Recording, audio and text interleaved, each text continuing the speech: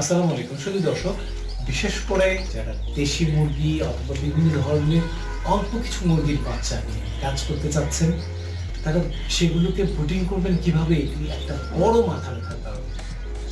সামনে শীত এবং এই শীত মৌসুমে কিভাবে ব্রুডিং করতে হয়, কতদিন ব্রুডিং করতে হয়, পুরো জিনিসটার জন্য আজকের ভিডিওটি অবশ্যই শুরু থেকে শেষ পর্যন্ত দেখবেন। চলুন কথা না বাড়িয়ে সরাসরি চলে যাই আমাদের আজকের পর্বটিতে।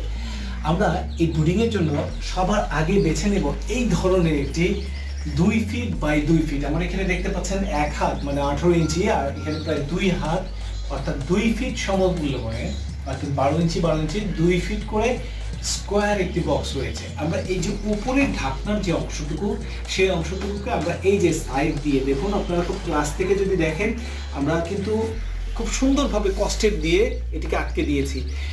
ঠিক এখানে বাহিরের দিকটি আমরা যেভাবে আটকে দিয়েছি, আমরা একটু ভেতরের দিকে যদি দেখি, সেখানেও কিন্তু আমরা চমৎকারভাবে একদিকে কস্টেপ দিয়ে আটকে দিয়েছি। ফলে কি হয়েছে, এটি বাহিরের ভিতরে কিন্তু চমৎকারভাবে ইনট্যাক্ট একটি 2 ফিট লম্বা, 2 ফিট পাশে, প্রস্থ 2 ফিট, সমানভাবে একটি আমাদের জন্য ব্রুডিং এর কেজ হয়ে গিয়েছে। এই 2 ফিট কেজে আমরা কতগুলো বাচ্চা ব্রুডিং করতে পারবো?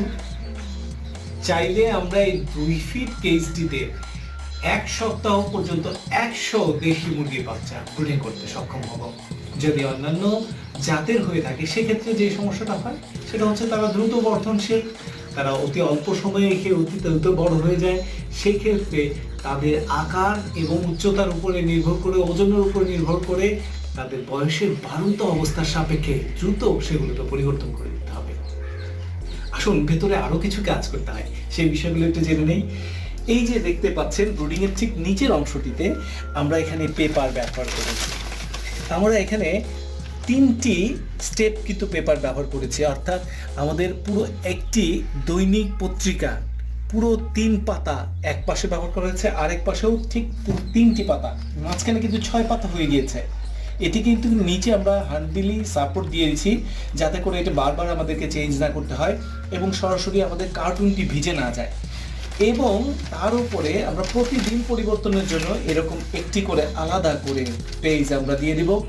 এটি প্রথম 3 দিন দিনে 3 থেকে 4 বার আমাদের এই উপরের পেজটি চেঞ্জ করতে হবে। ফলে কি হবে, মুরগিগুলো তাদের বিষ্ঠা যেটি নিচে পড়বে সেটি কিন্তু আর ঠুকরে খেতে পারবে না। ফলে তারা কিন্তু শুকনো থাকবে, তাদের গ্রোথ কিন্তু চমৎকারভাবে বেড়ে উঠবে, কারণ তারা খাবার হিসেবে শুধু দেয়া খাবারটি খাবে, তাদের বিষ্ঠাগুলো নয়। ফলে অসুখ বিসুখের প্রশ্নই আসছে না। আমরা এর মধ্যে একটি খাবার পাত্র এবং একটি পানির পাত্র কমপক্ষে ব্যবহার করব। যদি আমাদের বাচ্চার পরিমাণ অনেক বেশি হয়ে যায়, 100 হয়ে যায়, অবশ্যই আমরা 2টি খাবার পাত্র এবং একটি পানির পাত্র ব্যবহার করব। আর হ্যাঁ, পানির পাত্রের মধ্যে কিন্তু আপনি কোনোভাবেই মার্বেল দিতে ভুলবেন না।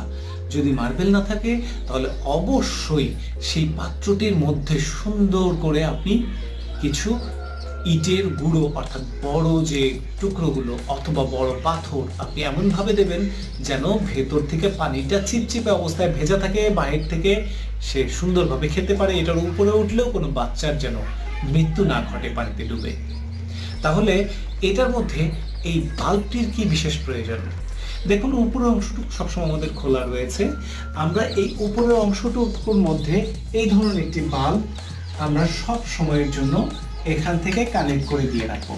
দেখুন, কানেক্ট করে দেওয়ার পরে কিন্তু আমাদের অলরেডি এটি জ্বলতে শুরু করেছে এবং এটি মাটি থেকে মোটামুটি 6 ইঞ্চি উপরে কিন্তু সুন্দরভাবে রয়েছে। এতে করে কি হবে, যে বাচ্চাগুলোর ঠান্ডা লাগবে তারা কিন্তু এই বাল্বের খুব কাছাকাছি ঘোরাঘুরি করবে, আর যে বাচ্চাগুলো একটু বেশি গরম লেগে যাবে সে কিন্তু দ্রুত দূরে সরে যাবে। তো আসুন আমরা একটু পরীক্ষা করে নেই। আজকে আমাদের হাতে বেশ কিছু বাচ্চা ফুটেছে, যে বাচ্চাগুলো অলরেডি কিছু বাচ্চা আমরা আপনাদের কিছু ক্রেতাদের সাথে শেয়ার করেছি, যারা এটি নিয়ে খামার করছেন। তাদেরকে আমরা প্রতিনিয়ত কিন্তু এই ধরনের বাচ্চাগুলো সাপোর্ট দিয়ে থাকি। তবে যেহেতু দেশি বাচ্চা, সেক্ষেত্রে আমাদের কাছে কিন্তু অনেক পরিমাণে বাচ্চা আপনারা পাবেন না। তবে হ্যাঁ, যারা ক্ষুদ্র বা মাঝারি, তারা কিন্তু এই উদ্যোক্তা হিসেবে তাদের জন্য এই দেশি মুরগির বাচ্চা কিন্তু আমাদের কাছে আলহামদুলিল্লাহ পেয়ে যাবেন। তো চলুন আমরা এই বাচ্চাগুলোকে একটু শিফট করি। দেখুন, এরা যখন আমরা এখানে শিফট করে দিব, তখন এদের মধ্যে কিন্তু চঞ্চলতা তুলনামূলকভাবে বেড়ে যাবে। কারণ এরা যে অবস্থার মধ্যে ছিল সেই অবস্থা থেকে তারা যেখানে আলো রয়েছে সেই আলোর কাছাকাছি একটু যাবে, আর যখনই তারা আলোর কাছ থেকে অন্ধকারে চলে আসার সুযোগটা প্রয়োজন হবে, অর্থাৎ অতিরিক্ত তাপ হয়ে যাবে, তখন কিন্তু অনায়াসে একাই তারা কিন্তু তাদের দূরত্বটি মেনটেন করবে। দেখুন সুন্দরভাবে আমরা বাচ্চাগুলোকে এখানে নামিয়ে দিচ্ছি। আমাদের এখানে প্রায় 100 বাচ্চা রয়েছে। আপনারা নিজেরাই দেখলে বুঝতে পারবেন যে আসলে 100 বাচ্চার জন্য আমাদের এই পুরো প্রসিডিউরটি সঠিক কিনা।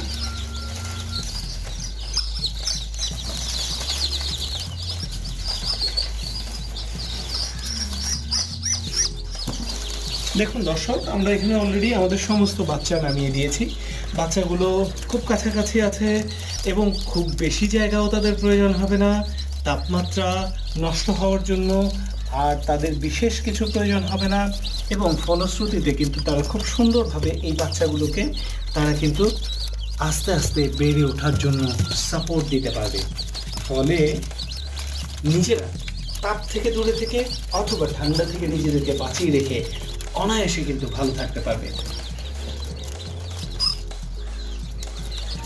এই ক্ষেত্রে আমরা একটু অন্ধকার করে দেখি যে আসলে এই বাচ্চাগুলো দেখুন কত সুন্দরভাবে আমাদের এখানে চারদিকে ছড়িয়ে আছে।